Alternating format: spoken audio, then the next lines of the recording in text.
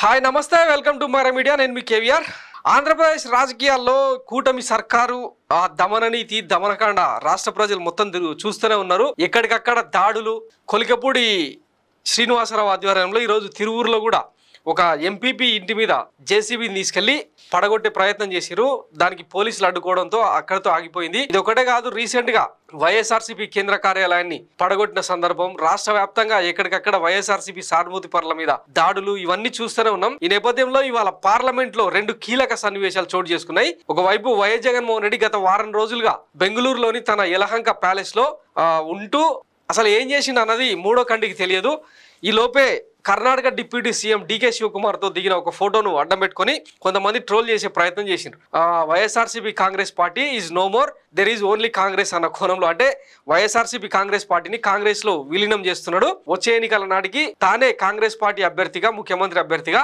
బరిలో నిలవబోతున్నారు అనే కోణంలో ఆ వార్త సారాంశం అనమాట so YS Jaganmohan Reddy silent గా ఉన్నా కూడా సోషల్ మీడియాలో పచ్చ మీడియాకు సుస్సుపడుతుంది అన్నదానికి అదొక ఎగ్జాంపుల్ అనమాట సో ఇకపోతే ఆయన వారం రోజుల పర్యటనలో ఏం జరిగిందన్నది కొంచెం పక్కన పెడితే దేశ రాజకీయాల్లో మాత్రం కొన్ని కీలక సన్నివేశాలు మాత్రం రాబోయే 3 నెలల్లో చోటు చేసుకోబోతున్నాయి అన్నది ఒక క్లియర్ కట్ ఎడ్జ్ అనమాట దీనికి ఎగ్జాంపుల్ ఈ రోజు జరిగిన పార్లమెంట్ లో ఈ బయట అన్నట్టు ఒకసారి మీకు అది వినిపిస్తే తర్వాత డీటెయిల్ గా ఎక్స్ప్లెయిన్ చేస్తా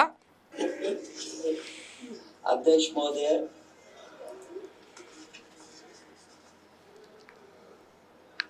मैं मॉडल ऑफ कंडक्ट जब चुनाव हुआ लागू हुआ उस समय मैंने देखा कि कुछ लोगों पर मेहरबान रही सरकार और कमीशन की कई मैं बहुत डिटेल में नहीं जाना चाहता हूं अध्यक्ष महोदय लेकिन कहीं ना कहीं प्रश्न उस संस्था पे भी लगा है और अगर उस संस्था पे प्रश्न लगा है तो लगाने वाली सरकार की वजह से लगा है इसलिए अगर निष्पक्ष होगी वो संस्था तो न केवल हमारा लोकतंत्र स्वस्थ होगा बल्कि हमारे लोकतंत्र और मजबूत दुनिया में दिखाई देगा अध्यक्ष महोदय ईवीएम पे मुझे कल भी भरोसा नहीं था आज भी नहीं भरोसा मैं 80 की 80 सीट जीत जाऊं तब भी नहीं भरोसा और मैंने अपने चुनाव में कहा था अध्यक्ष महोदय ईवीएम से जीत करके ईवीएम हटाने का काम करेंगे न ईवीएम का मुद्दा मरा है न जाएगा खत्म जब तक ईवीएम नहीं हटेगी हम समाजवादी लोग उस बात पर अड़ग रहेंगे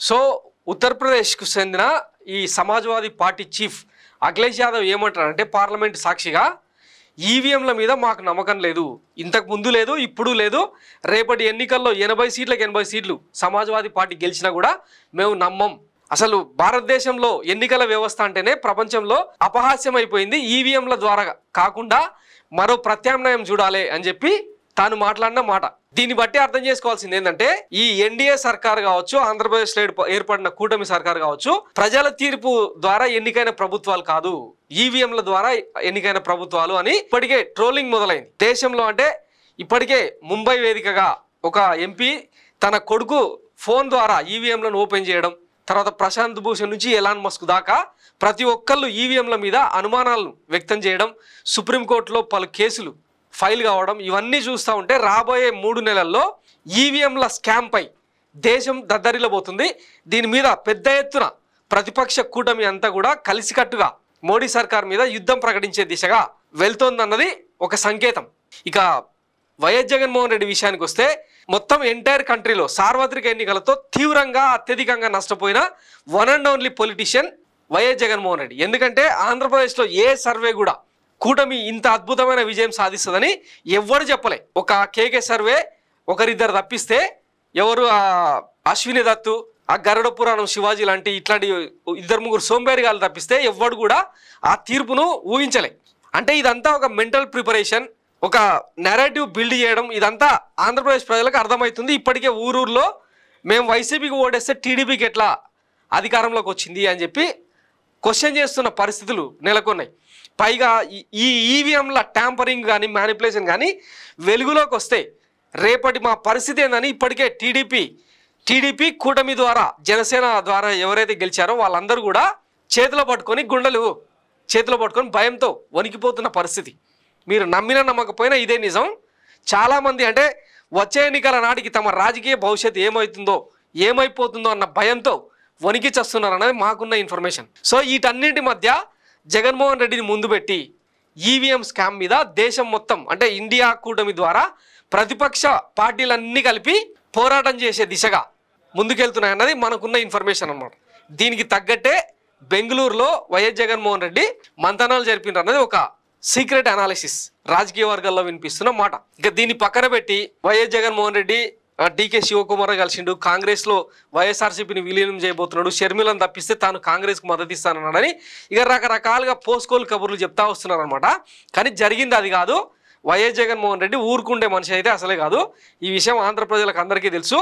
ఎందుకంటే గతంలో 2014లోనే సోనియా గాంధీ లాంటి సుప్రీంనే ఎదురించి పార్టీని ప్రతిపక్షంలోకి తీసుకొచ్చిన ఘనత వైఎస్ జగన్మోహన్ రెడ్డి. కాబట్టి అంత ఈజీగా ఏముండదు. ఆంధ్రప్రదేశ్లో కూటమి సర్కారుకు దినదిన గండం నూరేళ్ళ ఆయుష్యే అంటే కూలిపోతుందని మా ఉద్దేశం కాదు.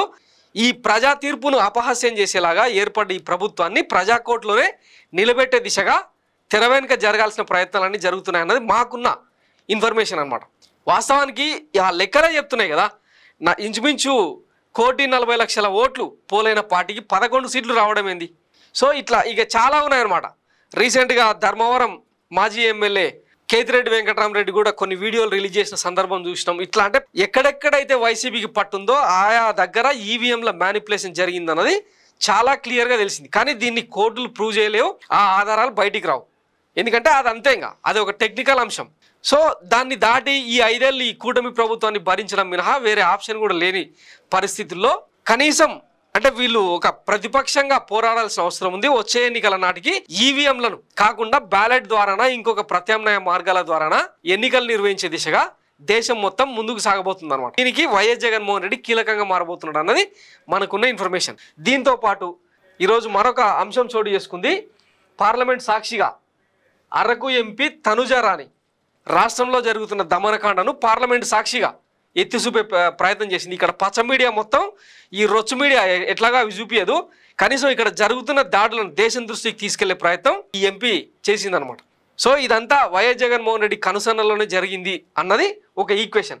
Last 5 weeks, the ruling party in Andhra Pradesh is sponsored and enhanced the brutal wave, organized the violence in the leadership and the counter and sympathizers of the YSR Congress party, sir. The TDP government has been using the JCB vehicles to demolish the homes of YSR Congress party supporters, especially these of SCs, STs and the OPCs. They are also demolished the central party office in the Tadepalli and the 26 other districts. Please conclude. Thank you, sir. So ఇదనమాట TDP చేస్తున్న దమన నీతిని, కూటమి సర్కారు అవలంబిస్తున్న దమనకాండను ఎవరు బయట పెట్టాలి? ప్రజా సంఘాలు లేవు, ప్రతిపక్షాలు లేవు, అడిగేటోడు లేడు, ఇష్టారాజ్యం అయిపోయింది అనమాట. దీనికోసం ఆ కూటమి సర్కారును అధికారంలో తీసుకొచ్చింది. సో ఇది జరుగుతోంది. దీని మీద ఖచ్చితంగా రిటార్ట్ ఉంటుంది, ఖచ్చితంగా దీనికి సంబంధించిన కౌంటర్ పార్ట్ కూడా ఉంటుంది. దానికి సిద్ధమైపోవాలన్న సంకేతాన్ని ఇచ్చినే ఈ ఘటనలు అనమాట. ఈవీఎం మీద అఖిలేష్ యాదవ్తో సహా టీఎంసీ సభ్యులు చాలామంది వాయిస్ రైజ్ చేసిన పార్లమెంట్లో ఈరోజు నరేంద్ర మోడీ గర్జించే సింహం కాస్త గాండ్రించే పిల్లి లెక్క మారిపోయింది అనమాట. రాహుల్ గాంధీ ఇతర ఇండియా పక్షాల వాయిస్తోని టోటల్గా సైలెంట్ అయిపోయిన పరిస్థితి. సో రాబోయే రోజుల్లో ఇంకా చాలా మార్పులు, కొన్ని చెప్పలేము. రాబోయే 6 నెలల్లో దేశ రాజకీయాల్లో పెను మార్పులు చోటు చేసుకోబోతున్నాయి అన్నది మనకున్న ఇన్ఫర్మేషన్. అవన్నీ మీరు తొందరలోనే చూస్తారు. ఇక వైఎస్ జగన్మోహన్ రెడ్డి బెంగళూరు పర్యటన ముగించుకొని ఈరోజు గన్నవరం చేరుకున్నారనమాట. కొత్త గేటప్, కొత్త సెటప్తోన నిన్న మొన్న ఫోటోలు కూడా దిగిన సందర్భాన్ని మనం చూసినాం. ఎక్కడికి వెళ్ళినా ఆయనకు జనం బ్రహ్మరథం పడుతున్న సంగతి తెలిసిందే కదా. వాస్తవానికి ఎవరైనా కొత్త ప్రభుత్వం ఏర్పడ్డప్పుడు ఒక 6 నెలలు సైలెంట్గా ఉండడం అనేది అది రాజకీయాల్లో ఒక సాంప్రదాయం, హనీమూన్ పీరియడ్ అని. కానీ ఈ దిక్కుమాల కూటమి సర్కార్ ఏందో కానీ ప్రభుత్వం ప్రమాణ స్వీకారం చేయకుండానే ఎక్కడికక్కడ ఇక దాడులు, ధ్వంసాలు, ఇళ్లలోకి పోయి వైఎస్ఆర్సీపీకి ఓటేసిన వాళ్ళందరూ లాక్కొచ్చి కొట్టుడాలు. అసలు ఏంది ఇది? ఆటవిక రాజ్యమా లేకపోతే ప్రజాస్వామ్య ప్రభుత్వమా? గతంలో వైఎస్ఆర్సీపీ వాళ్ళు అదే పని చేసిరంట, వీళ్ళు అదే పని. ఇంకా వాళ్ళు అట్లా చేసినందుకే కదా తీసుకుపోయి 11 సీట్లకు పరిమితం చేసింది. ఇంకా ఇట్లా స్వాగతం పలికిండ్రు. ఇంకా ఆయన నిన్న యలహంక ప్యాలెస్లో, బెంగళూరులోని తన ప్యాలెస్లో నివాసంలో ఇట్లా ఫోటోలకు ఫోజులు ఇచ్చి చాలా ఉల్లాసంగా ఉత్సాహంగా గడిపిన ఫోటోలు బయటకు వచ్చినాయి. వాస్తవానికి అంటే ఇంకా కొన్ని చెప్పలేము, తెర వెనుక చాలా జరుగుతాయి. రాజకీయాలంటే అంత ఈజీగా ఏమి ఉండదు, డెడ్లీ మోస్ట్ డేంజరస్ గేమ్ అనమాట. కొన్ని విషయాలు ఊహకు కూడా అందవు. పైగా కర్ణాటకలో కొలువైంది కాంగ్రెస్ సర్కారు, ఇక్కడ ఎన్డీఏ సర్కారు కొలువైంది. వీళ్ళ ఇంటెలిజెన్స్ వాళ్ళ ఇంటెలిజెన్స్కు సహకరిస్తుందన్న గ్యారంటీ లేదు. సో వైఎస్ జగన్మోహన్ రెడ్డి సీక్రెట్గా ఎవరెవరిని కలిసిండు, ఎంతమందితోన మంతనాలు జరిపిండు, ఏం చేసిండు అన్నది ఎవరికి తెలియదు, అవి చెప్పలేరు కూడా. సో దాని ఎఫెక్ట్ మాత్రం రాబోయే 6 నెలల్లో ఖచ్చితంగా ఉంటుంది అన్నది మాత్రం క్లియర్. మళ్ళీ మాట్లాడుకుందాం. Thanks for watching Mara media. నేను మీ కేవీఆర్. Thank you.